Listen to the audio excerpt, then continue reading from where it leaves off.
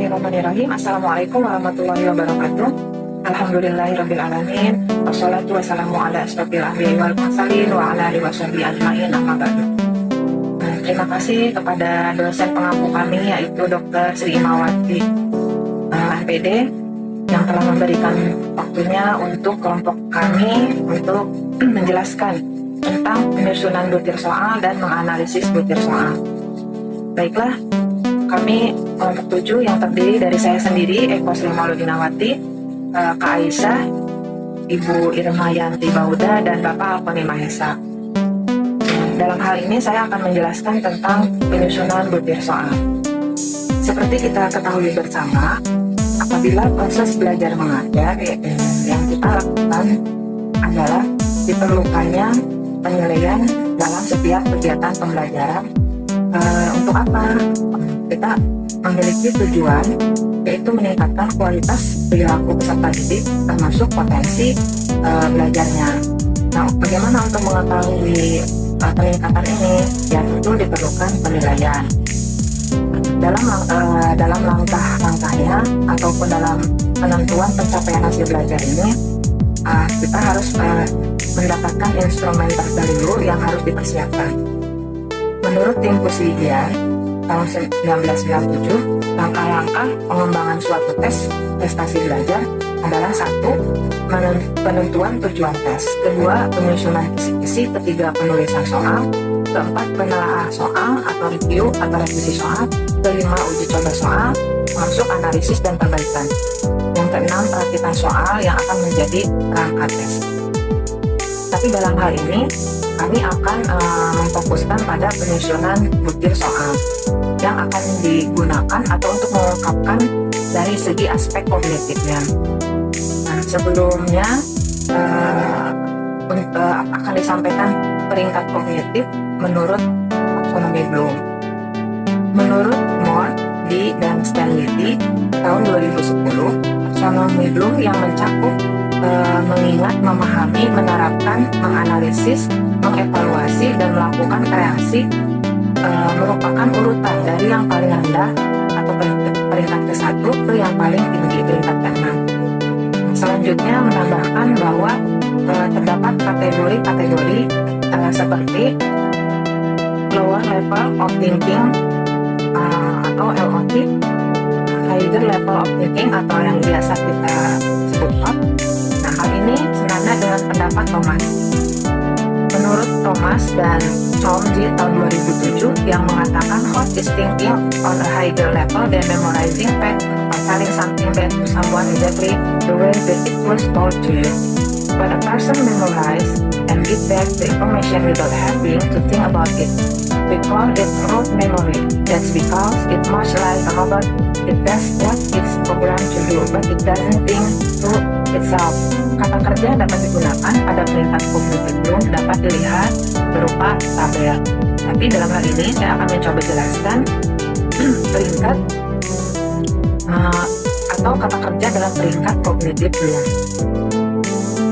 Kata kerja dalam peringkat kognitif Bloom yang terdapat di dalam tabel yaitu terdiri dari C1, C2, C3, C4, C5, dan C6.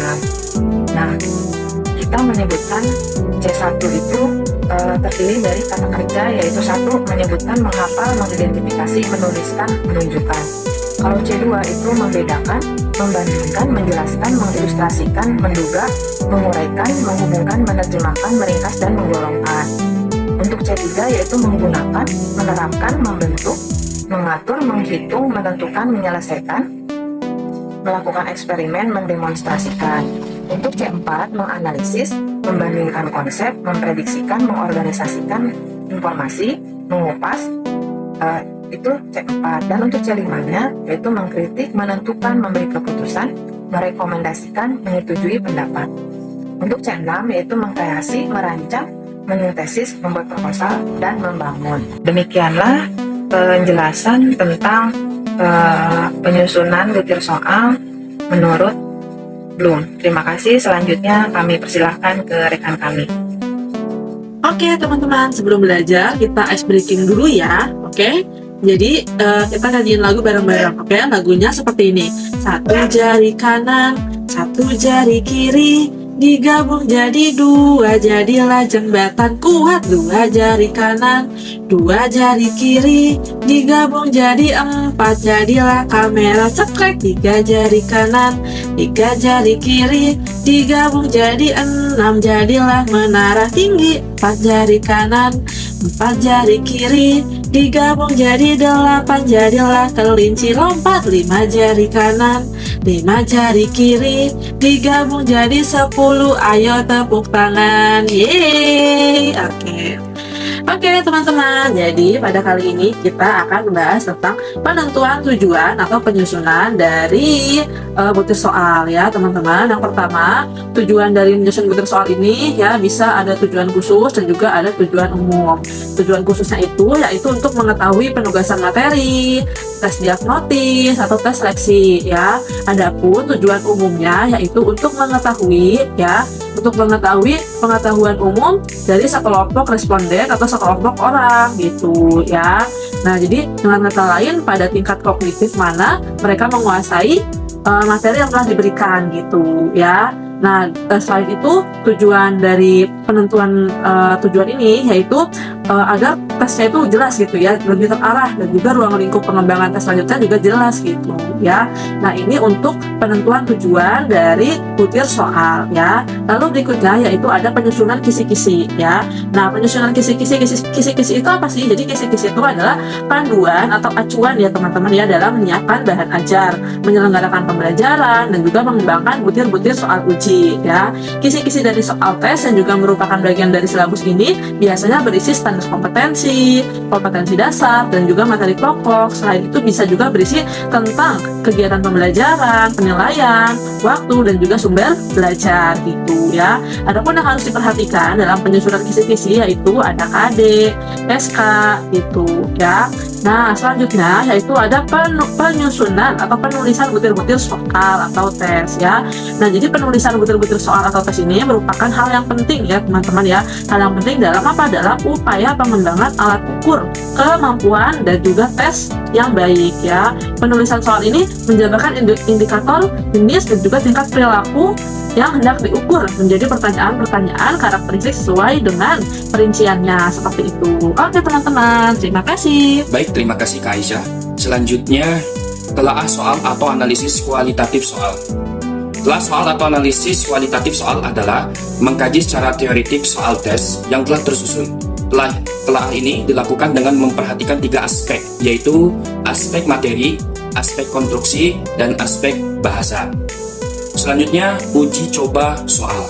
Uji coba soal pada dasarnya adalah upaya untuk mengetahui kualitas soal tes berdasarkan pada empirik atau respon dari peserta tes. Hal ini dapat terwujud manakala dilakukan analisis empirik atau analisis kuantitatif, baik menggunakan teori klasik maupun teori modern. Selanjutnya, analisis empirik. Untuk mengetahui kualitas butir soal, maka hasil uji coba harus dianalisis secara empirik.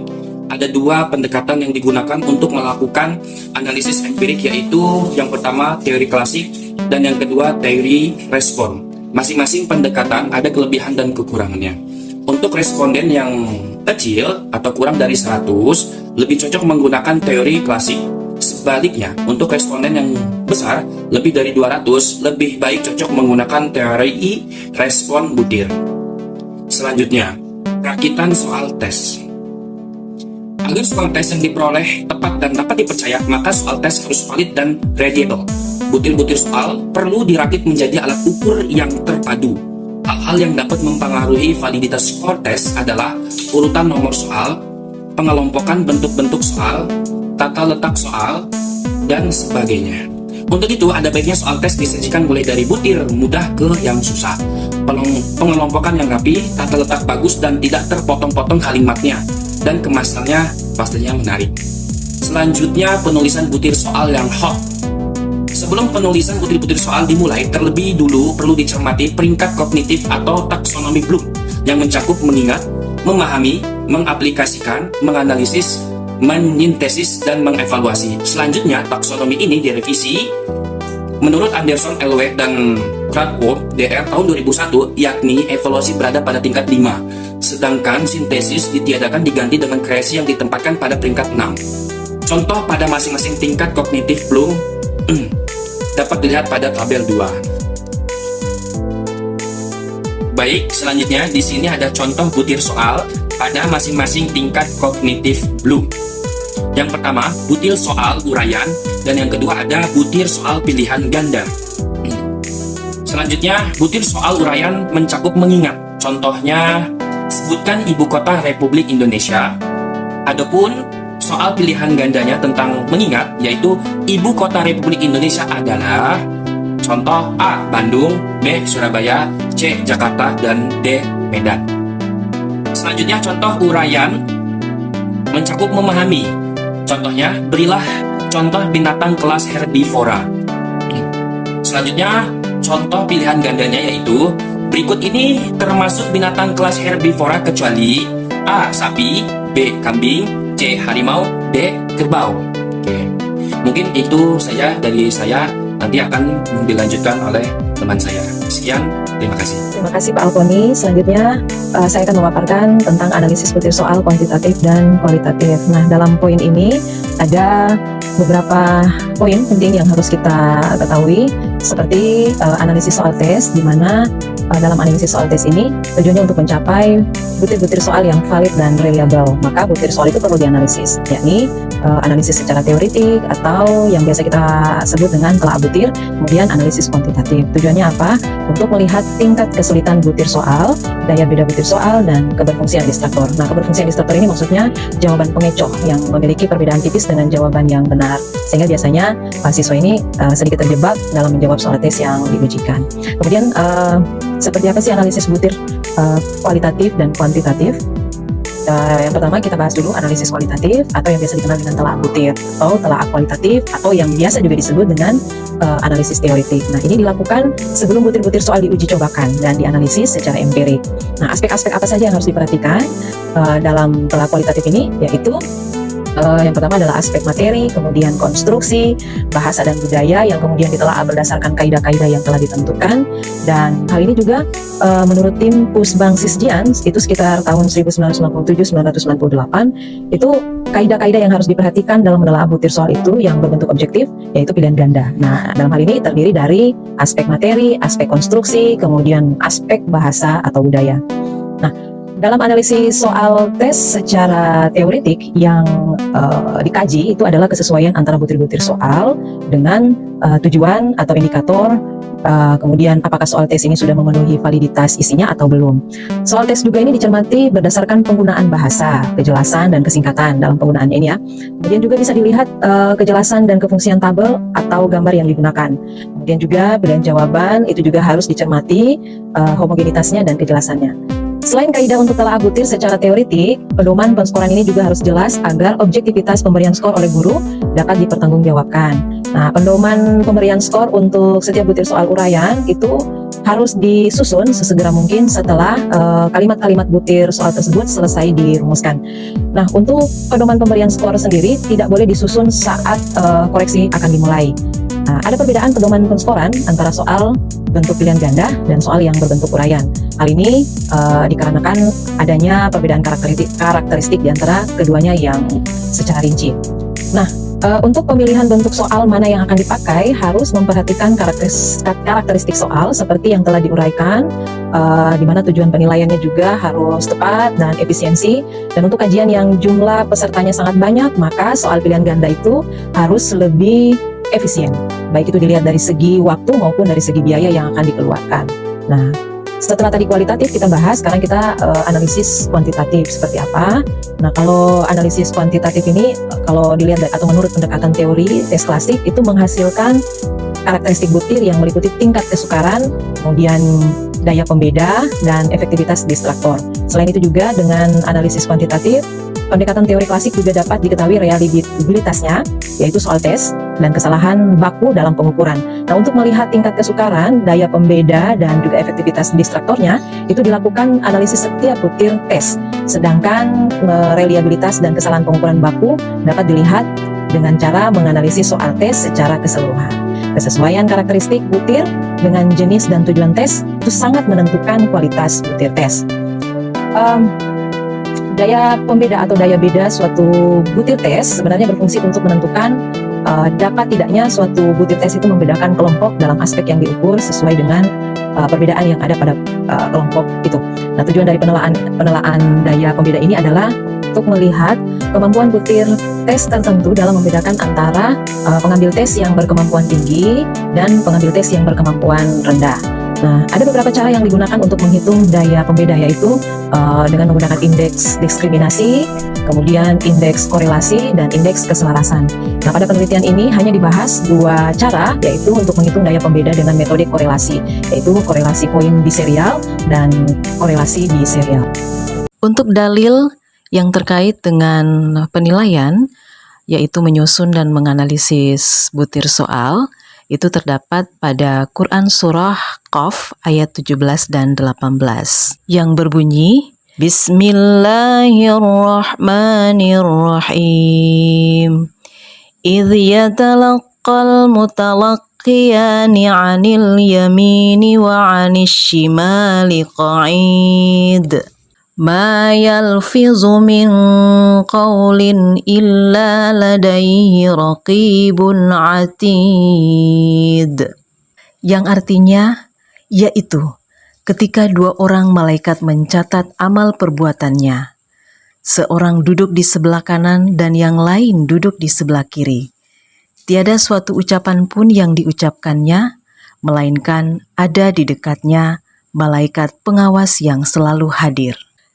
Kalau bicara tentang ini ya, pembuatan butir soal dan analisis butir soal itu lebih pada karena kita di sekolah dasar kan masing-masing ada standarnya gitu ya. Nah, kalau sekolah dasar itu berarti bagaimana kemudian guru ada standarnya untuk misalkan UTS gitu kan, atau yang UAS atau PAS gitu kan, standarnya kalau misalnya PG-nya berapa gitu kan, terus esai atau uraian berapa itu harus dihitungkan kan. Kita tahu standarnya kan, mana yang eksak mana yang bukan eksak gitu. Nah, termasuk kalau misalkan analisis sebenarnya sih guru pasti sudah mahir ya, sudah tahu kan penempatannya gitu loh untuk tingkatan atau level kesukaran butir soal, nomor berapa ke berapa kesukarannya misalkan tinggi. Nah, terus ada yang sedang, ada yang rendah juga itu kan. Itu untuk mengantisipasi kalau misalkan dia nomor soal susah kemudian siswa mengalami kesalahan kan akan dibantu sama yang sedang dan rendah gitu. Sama juga dengan yang skor di esai atau uraian juga itu harus diperhatikan juga, mana yang sulit, mana yang sedang, mana yang tingkat kesukarannya rendah gitu. Jadi poinnya berbeda gitu kan, tidak disamaratakan. Misalnya PG 35 gitu kan, kemudian terus yang esainya 5 tapi poinnya sama, itu kan juga akan berimbas ke siswa gitu ya. Jadi yang pasti kalau bicara analisis butir soal itu, jadi bagaimana kemudian guru sebijak mungkin, sepaham mungkin gitu kan membuat butir soal, tapi dengan analisisnya gitu kan, analisis materi yang sudah disampaikan dan juga analisis tentang tingkat kesukarannya gitu. Terima kasih. Proporsional itu kayaknya Adit lagi ngoreksi itu ya, Adit? Kamu lagi ngoreksi pilihan Ya, ganda atau isei? Pilihan ganda sama esai. Yang isei coba bagaimana kamu meriksanya? Kalau saya ini ada sistem poin, Pak. Misalkan betul itu poinnya 5, jadi ntar total pilihan ganda, isian singkat sama esai, total poinnya misalkan 50. Nah, setiap satu nomor di esai itu misalkan kalau betul jawabannya sama dengan kunci jawaban, maka dapat poin 5. Mendekati itu poinnya 3, dijawab tapi salah, maksudnya tidak mendekati sama sekali tapi dijawab itu poinnya 1, tidak dijawab itu 0. Itu Pak sistemnya untuk yang esai. Oke. Supaya kamu lebih adil antara yang satu dengan yang satunya, seimbang begitu ya, jawaban nomor 1 Ya, Pak. dan yang nomor 1 ini dan nomor 1 yang lainnya itu gimana supaya kamu dalam waktu mungkin yang sama, mungkin yang berbeda, mungkin besok, mungkin lusa, mungkin minggu depan gitu ya, bagaimana caranya? Dengan siswa yang lain maksudnya Pak, jawaban dengan siswa yang lain yang sama gitu. Ya. Kalau untuk ujian saya sifatnya objektif, jadi tidak memandang, misalkan nomor 31 itu kan esai, jawaban siswa yang pinter itu betul sesuai kunci jawaban, dan siswa yang biasa saja menurut saya ya, tidak begitu spesial dari kognitifnya juga betul ya, saya menghitung itu nilai yang sama Pak. Oke, baik teman-teman, terima kasih atas jawabannya. Ini saya sampaikan tadi kan ilmu yang saya dapat dan masih saya sangat ingat ketika dari Prof. Toti Sukamto, ya, ahli evaluasi